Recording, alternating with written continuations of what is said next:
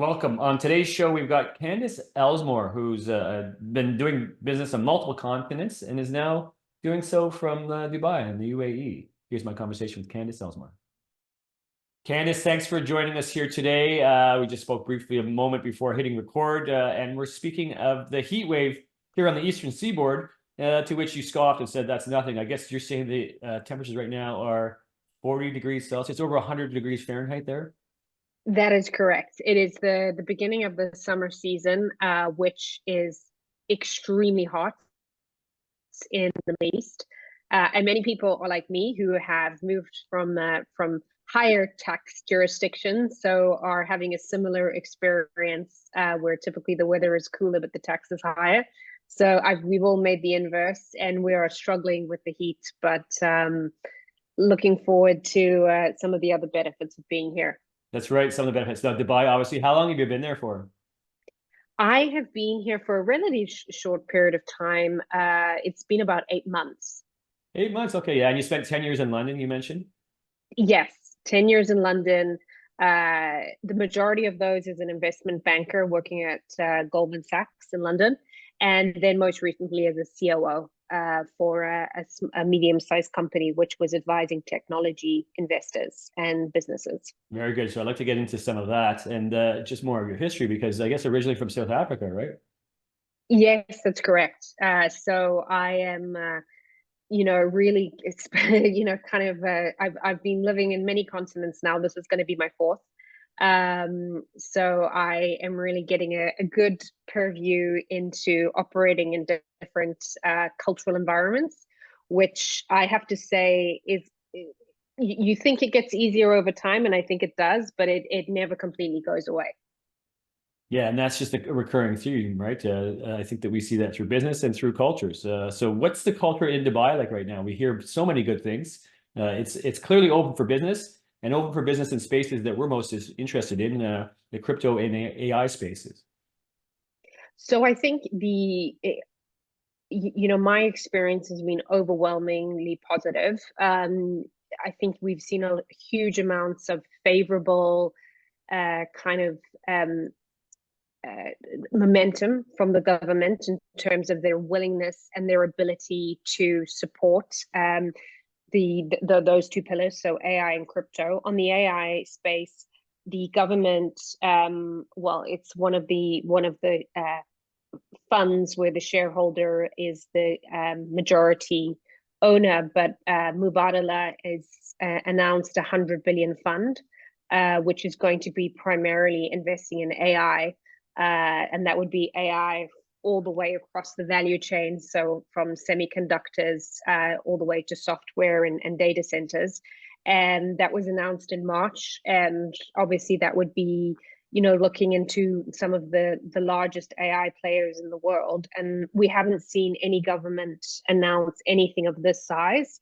And I think that just shows their willingness to be very aggressive on sectors where they think there is a favorable headwind, and something where they can position the UAE as a leader. So from my perspective, there's huge amounts of willingness to have talent come in. I mean, there's the favorable tax jurisdiction for both individuals and for companies, and long-term visas. The golden visa process is very easy and made it very attractive for people to come in here. And then the stability of doing business means that we're seeing a lot of momentum of people moving funds and offices both into the UAE but also into Saudi Arabia.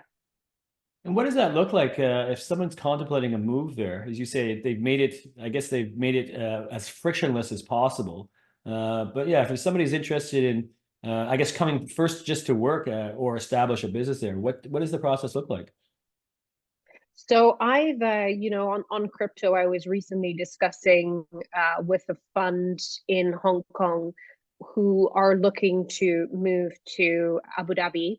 The local market player is ADGM, Abu Dhabi Global Market, and they're providing them a number, they're 10-year visas in the form of, golden visas, very, very favorable pricing in terms of registration, helping them find places to stay, helping them find schools for their kids, and really making the barriers to entry as low as possible, to the point where this particular fund, which is based in Hong Kong, sees the proximity to being in an area where they have access, at least from a time zone perspective, to the bulk of the world, as being very beneficial, and the financial incentives to do so are extremely open. And then I think from an individual, it's pretty easy. There's a number of visas. I think they're always on the lookout for great talent. You know, you just go on the Golden Visa website, and it lists all of them out there. But I think my perception is if people have skills or particular acumen that is wanted in the region, there's an appetite to support that. Yeah, they've made it clear they're open for business, right? And the word's getting out, obviously, and you're helping spread that just by Yes. virtue of shows like this. And so what kind of work, what things are you working on these days? So I'm advising a number of startups who are looking to come into the region, primarily in the fintech space. They are European-based startups, and much like the people on this who will be listening to the show, are encouraged by the favorable demographics in the region and the momentum, and are looking to expand in the region. So that's where I've been spending the bulk of my time. Yeah. And so, I mean, obviously, as things continue to grow, you know, we've just established the doors are open for business. What do things look like there in the next 2-3 years, do you figure? I think particularly what we're seeing in places like Europe, where there is this, I think it's going to continue to be more and more attractive for people to move to the region. So I think you're going to continue to have, you know, maybe 15 years ago it was more of a, you know, a pull versus a push. A push versus a pull. Whereas now I think people are actually being drawn to the region, and that is in fact by the safety, the pro business attitude of the government, and as well as the favorable tax jurisdiction, particularly in places like Europe, where the direction of travel for taxes is probably up. Yeah, right. It's going in the wrong direction from many perspectives, from many people's perspectives. So, Yes. as you say, it becomes more of a pull in that sense. And what's it like as a woman doing business there? Do you feel any? Do you ever feel any separation as on account of being female? I have found it to be very positive. I think there's a high degree of respect for women, which I was surprised how favorable that was. I think that women tend to have a high kind of place in society in the UAE, and I think that's mirrored in the business channels. I think, if anything, I found my time working in the city of London to have been slightly more aggressive than what I've experienced here. So very positively surprised. Yeah, really, that's interesting to hear. You know, even the you know, the contrast between what you experienced in London and what you were experiencing there. What is the social scene like? What, I mean, what do people do for, you know, outside of business hours? What do people do for fun? Look, it's a great place for for families. It's sunny pretty much the entire year round. There's a huge open space, so most people are spending their times outdoors. It's a very kid-friendly environment. So most people with children are being driven by the kind of just lifestyle aspect. A lot of time spent outside, a lot of time. The work-life balance piece is probably a lot better than in big cities. So I'm personally enjoying the more healthy kind of lifestyle that I didn't necessarily have as much access to whilst I was in London. It's interesting as you describe it, because it's maybe other than what we expect to hear, right? We know obviously business and finance and tax favorable jurisdiction, but we don't think of, you know, family and outdoor space as well. So it's nice to hear that. What do you think AI? I mean, you were involved in AI previously in a previous life, and what do you think the nature of AI, not just Dubai specific or the UAE specific, but with respect to the industry as a whole? What does that look like in the next couple of years? So I think it's fascinating what's happening. I think it's clear from an investor perspective that it's difficult to tell where the winners are. So I think a kind of a broad investment approach where if you're sitting from an investor hat, there's a piece around the semiconductors, there's a piece around the software, there's a piece around data centers, there's a piece around sort of cooling. There's an entire ecosystem that AI will touch, and it's not sure who the biggest winners or losers are. So I think having some kind of broad investment exposure to all of them is probably helpful. I was speaking with a former colleague the other day who said something to me which I thought was quite interesting, is that sometimes we're too bullish too early on things, but then they end up having a longer life cycle than we predict. So potentially, in the context of AI, I would say that probably means maybe there's probably a lot of exuberance at the moment, driven by OpenAI, NVIDIA, a couple of key players, TSMC in Taiwan, but a lot more smaller activity, less clear on what the revenue opportunity is. But I think it's here to stay. As I said before, when I was a COO, it's a game changer, bringing just things like ChatGPT into your office. I mean, the amount of time that can be saved, asking it, how should I do this? How teach me about that? Help me draft this email. Work out my schedule for me. I mean, I think you can save sort of or increase your productivity of around 30 or 40%. And I think that's pretty huge. And I think in a lot of small businesses, ChatGPT, the 3.5 version is free. And candidly, that's what I was using. And it was amazing at how much more accurate, and more impactful everyone in my team was able to be when they were using ChatGPT. So I think it's huge. I mean,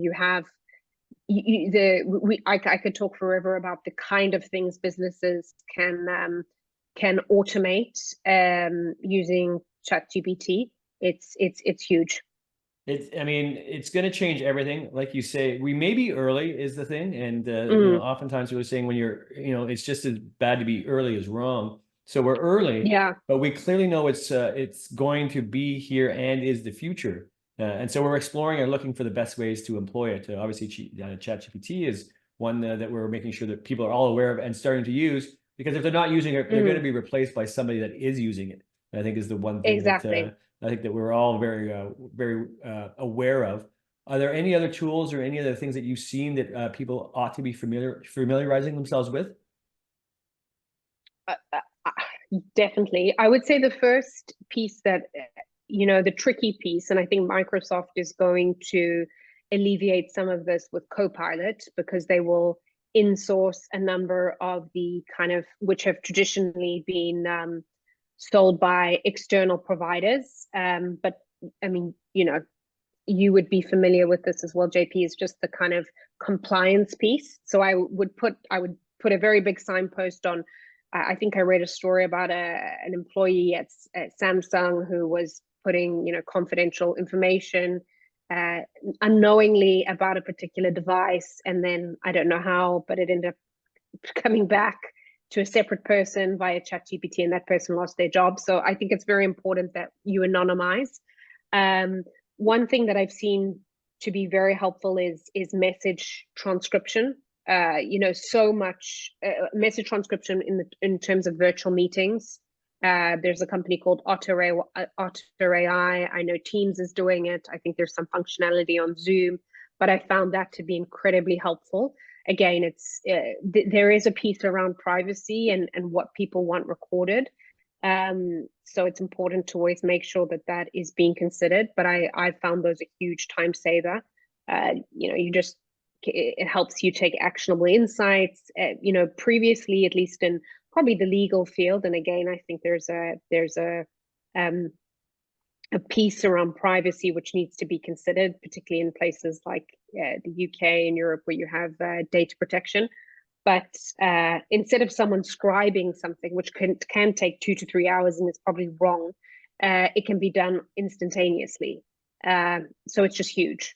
Yeah, it's really powerful technology. As you say, multiple uses, and we're just starting to see the beginning of them. Certainly, yeah, transcribing and having all this data available to us is very powerful. And then we're looking to train the AI in the best possible ways. I've worked with some companies that are doing just that, to create the best data sets for the AI to be generating from as well. So important as we do this.